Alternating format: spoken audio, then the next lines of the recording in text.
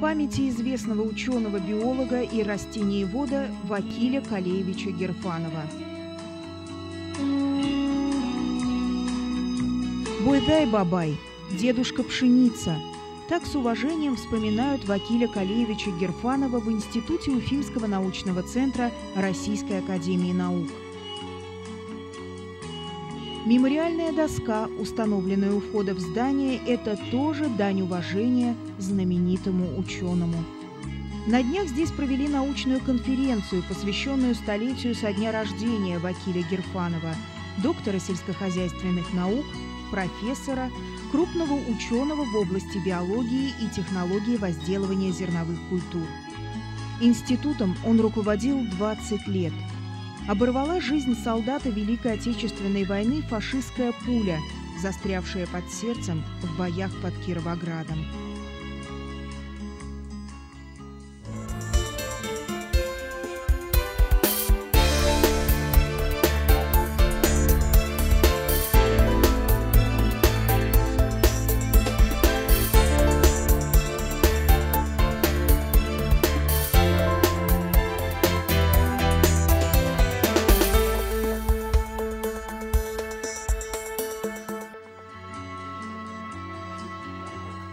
В 60-е годы прошлого века институт испытывал последствия политики непродуманных реорганизаций, которую проводил Никита Сергеевич Хрущев.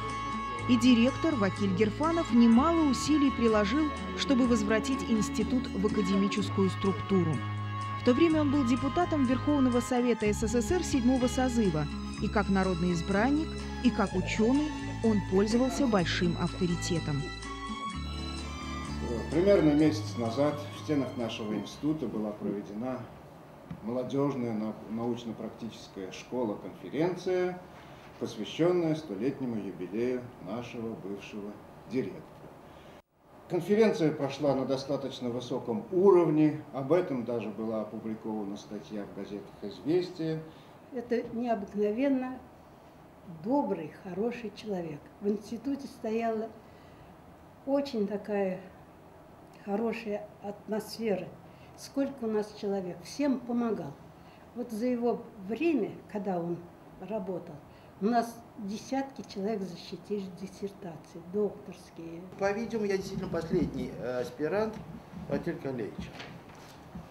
Я пришел после окончания университета в 1973 году и сразу поступил в аспирантуру.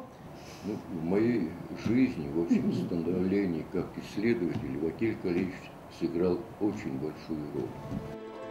Вакиль Калеевич обладал развитой интуицией, помогавшей определять направление поиска научных исследований, умел сплотить и увлечь коллектив даже тогда, когда плата за труд ученых была очень невысока. В институте была по-настоящему академичная обстановка. Здесь проводились очень серьезные семинары, очень жесткие дискуссии.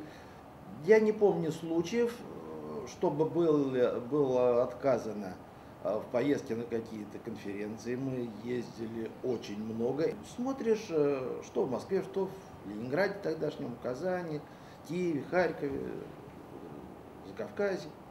И было видно, что наш институт реально встроен в академическую среду Советского Союза. Мы были на равных.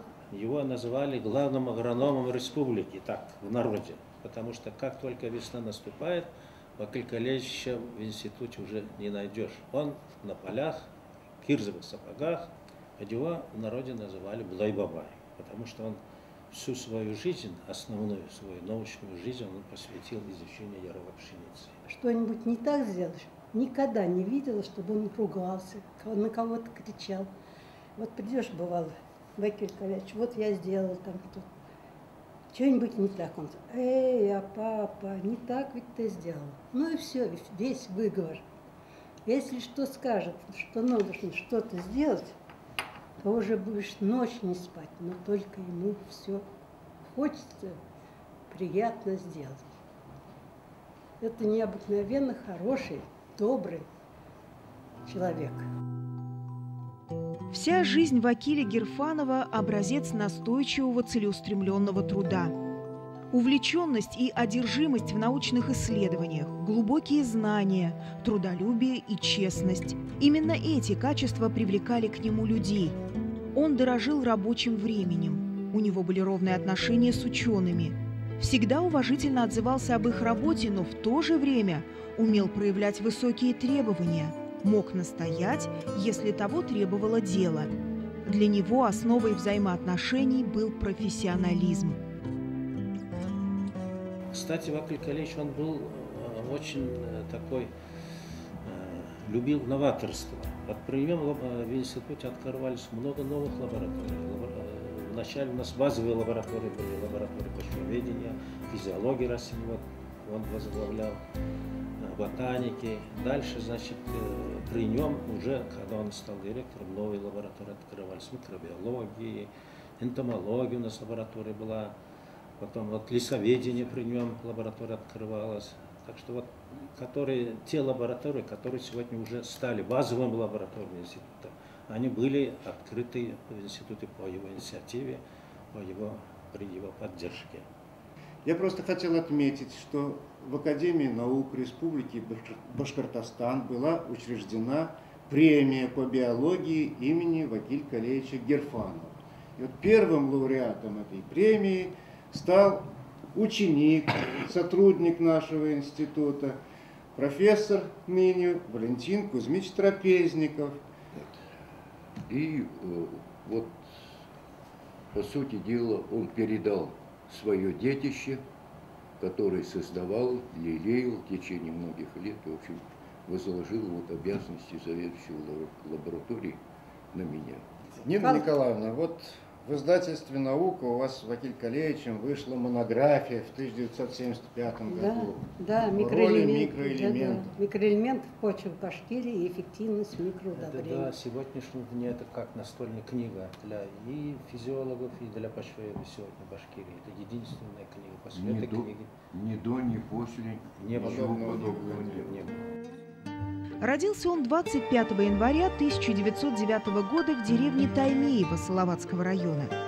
Рано лишившись родителей, познал жизнь детдомовских ребят тех времен.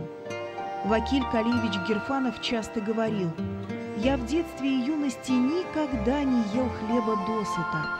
Быть может, поэтому он и стал агрономом, чтобы научиться растить хлеб, чтобы меньше было тех, кому его не хватало.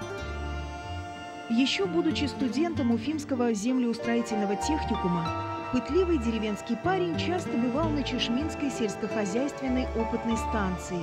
Его интересовало все – способы и нормы высева пшеницы и ржи.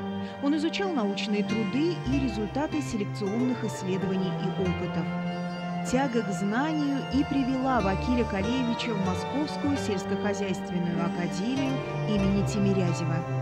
А дальше путь его лежал в большую науку. Необычайно трудная, насыщенная жизнь, бездомное детство, трудные годы учебы, война, мичуринская биология и так далее. Он все это перешел, он стал выдающимся организатором нашей науки, который создал не только Институт биологии, но и, так сказать, внес вклад в становление вообще филиала Академии наук Республики Башкортостан. Как человек он был очень суровый, жесткий, но это время такое было, нельзя его рассмотреть вне отрыва, так сказать, его времени, но он был чрезвычайно добрым человеком, его сотрудники все очень любили, шли к нему со своими бедами. Вот. Что касается его как ученого, это был выдающийся агроном. Я думаю, у нас таких агрономов в республике было двое. Сабирьян Абдулович Кунакбаев, у нас выдающийся селекционер, и вот Вакиль Калеевич Герфанов. Его называли, так сказать, агрономы Бадай-Бабай, дед пшеница. Он действительно всесторонне знал эту культуру, и он внес вклад в ее возделывание на территории нашей республики, в повышение устойчивости. По сей день его труды по пшенице, так сказать, вот, имеют большую роль.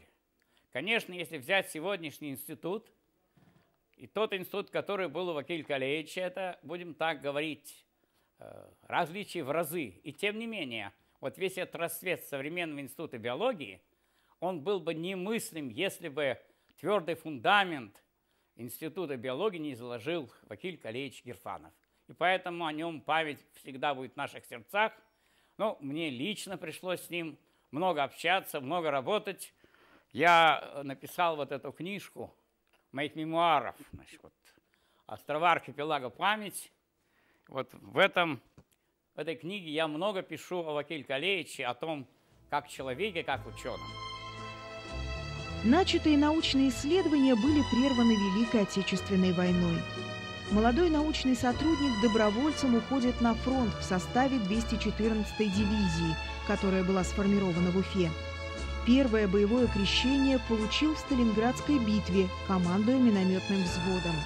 Участвовал в сражениях на Курской дуге под знаменитой Прохоровкой. В составе 1-го Украинского, 3-го Белорусского и 1-го Прибалтийского фронтов с боями дошел до Кировограда. Здесь его опять ранило. Это было 3-е ранение по счету. А в 4-й раз его ранило 24 апреля 1945 года в схватке с немецкими автоматчиками в районе Пилау в Восточной Пруссии. Пуля прошла через плечо и застряла в области сердца. Именно эта пуля через 35 лет и оборвала жизнь Вакиля Калеевича. Ушел он из жизни в мае 1980 года. Но мы знали уже с самого детства, это как бы не скрывалось. У него и шрам был, как бы вот показывал, что откуда это. Это пуля была, это осколок пули немецкой, автоматной. Как бы прошел. Он рассказывал, что в те времена эту пулю извлечь было очень тяжело и опасно для жизни. И поэтому, когда вот в госпитале он лежал, как я помню, врачи ему посоветовали, предложили, есть вероятность 50/50. И он сказал, пока не беспокоит, и буду ходить с этой пулей.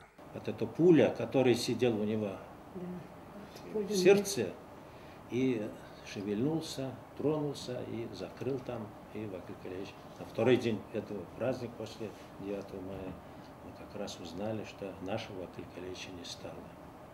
Это была неожиданность. Да, это была неожиданность, да. Когда его хоронили, у нас тоже был очень такой известный ученый Кулагин Юрий Захарович, он говорил, его нам всегда не будет хватать. Вот это его слова были пророческие, его все время нам, его этого нашего большого друга, ученого, руководителя не хватает. Как его, человека самого. Как человека, да, как человека. Отец часто ездил в Волгоград на встречу с моими однополчанами. Это Мамаев курган, знаменитый, много фотографий очень. И уже будучи студентом первого курса, после первой сессии, отец поехал в Москву, и я как бы с ним навязался к нему, может быть. И очень хорошо помню, что мы зашли к его бывшему командиру дивизии, где он воевал, 214-й генерал Бирюков. Тоже такой скромный человек. Я впервые тогда уже по жизни, наверное, генерала увидел, такого боевого генерала. И они как-то вот так просто общались, несмотря на то, что отец был, там, может быть, рядовой солдат, а Бирюков уже тогда командовал дивизией. То есть даже вот это говорит о том, что люди того поколения, они как бы были попроще, наверное, в общении между собой. Прошли как бы одни трудности, тоже войну. И что на военную еще тему, если уже продолжить, отец свой, еще будучи на фронте, написал книгу первую, «Капитан Дусметов». Его батальон, она как бы вот здесь в этом сборнике есть. Героем являлся капитан Дусметов, впоследствии стал полковником. Вот он, Дусметов, уникальнейший, это герой Бураевского района. И когда я переиздал книгу, я повез ее в музей перед 60-летием в райцентр Бураева, музей боевой славы. Как они были очень тронуты вниманием, они даже и не знали, что существует произведение о их легендарном земляке. За личную отвагу и храбрость в боях Великой Отечественной войны он награжден орденом Красной Звезды, 7 боевыми медалями. В мирном творческом труде к боевым наградам прибавились ордена Октябрьской революции, Трудового Красного Знамени, Дружбы народов, орден Знак почета и еще 5 медалей.